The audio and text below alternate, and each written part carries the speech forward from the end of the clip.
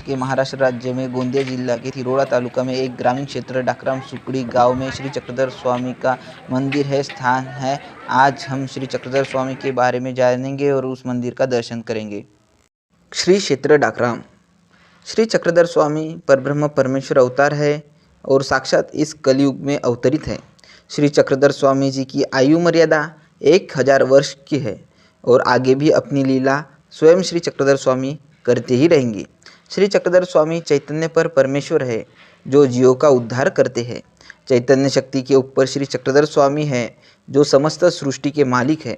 श्री चक्रधर स्वामी अपने सामर्थ्य शक्ति से दया मया कृपा करुणा के द्वारा सभी कष्टों का निवारण करते हैं।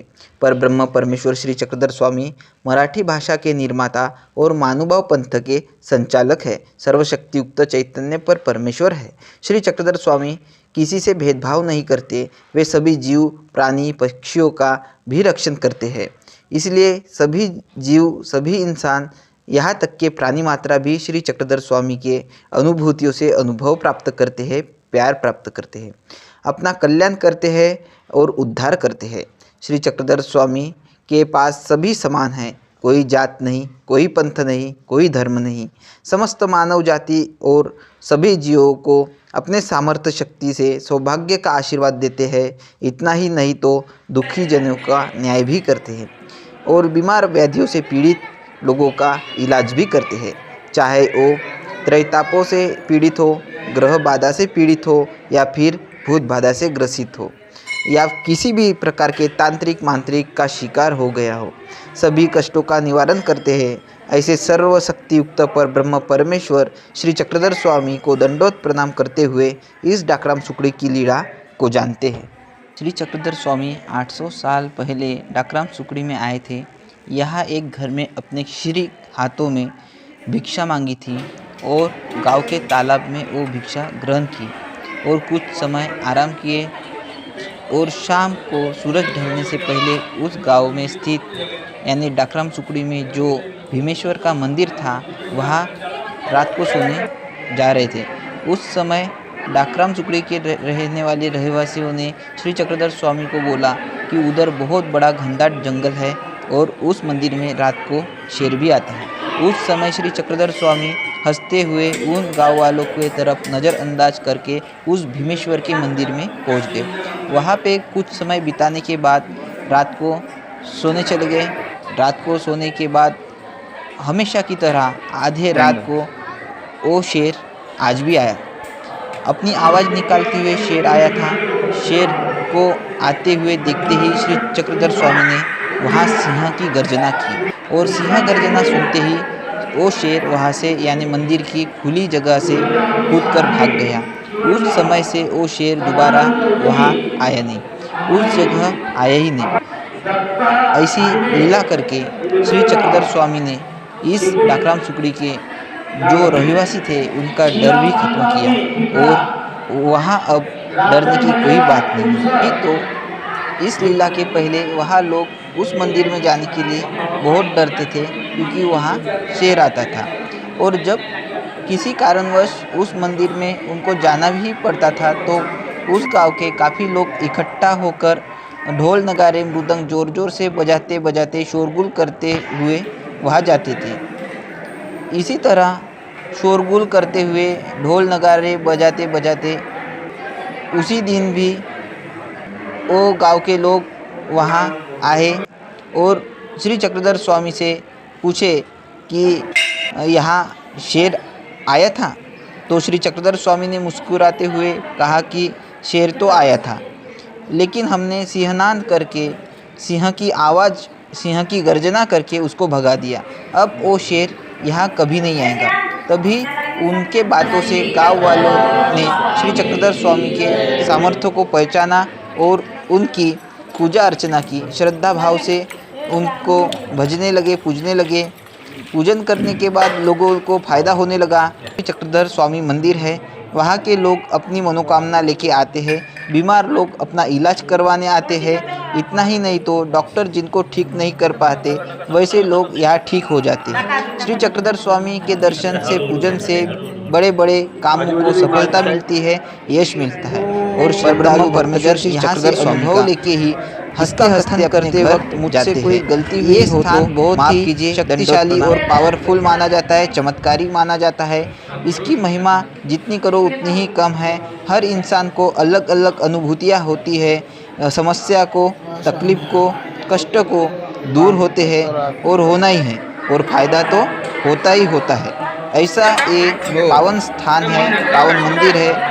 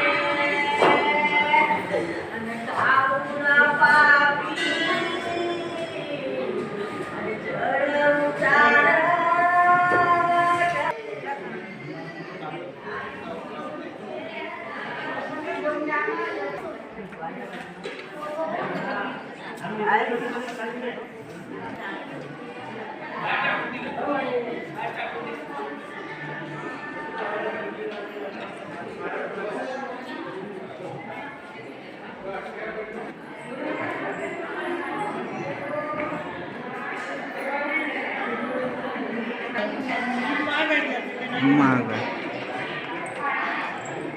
आणि एवढे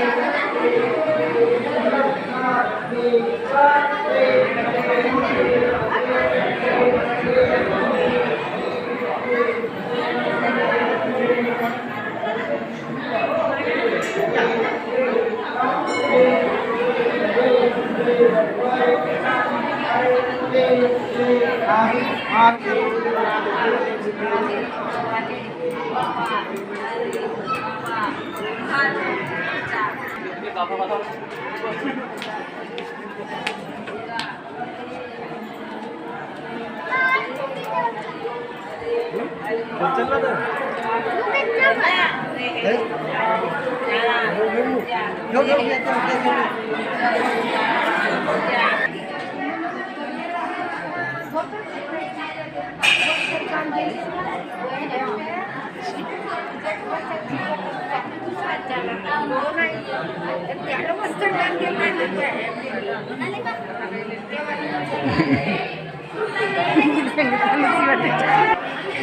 इंजेक्शन की सस्ती भी है येती तेती ये